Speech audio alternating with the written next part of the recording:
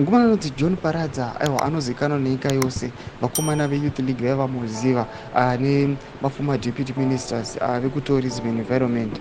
Toona kuti vakomana aiwa vanonyadzisa mutungamiri wenyika vanotadza kuverenga a written document. Chinhu chashamisa vanhu vafunga kuti kasangasingadi kaikuverenga kana tichijurikitika zvokuti vanhu vangosava vangori questions, vanhu vangori doubts vaitoshaura kuti zvii zviri kutomboitika. Vasana pana masvika vamburanyugwa pana vanhu vakumene kozwa atiri kuona pana vanhu vachiposta picture raJohn Paradza mutungamiri wenyika nobva subscribe like tondo vaida kuti tipita nyaya chinyora chiti breaking news. ZANU-PF Deputy National Youth Secretary and Deputy Minister of Tourism and Environment, Honorable John Paradza, MP of Butu West, humiliated President ED when he failed to read a written speech at the ZANU-PF conference in Bulawayo in front of all delegates.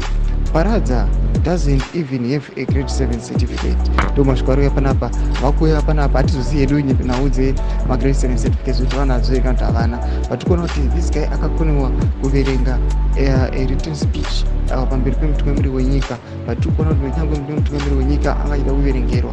Tinoona kuti anoona kuti apa hapana kana nezvemunhu. Tikutora zvemunhu ari kuonekwa kunze is the National Youth Secretary, munhu anozikanwa kuti ndi Deputy Minister weTourism and Environment, anozikanwa kwese and the MP weButu West anogona kuverenga.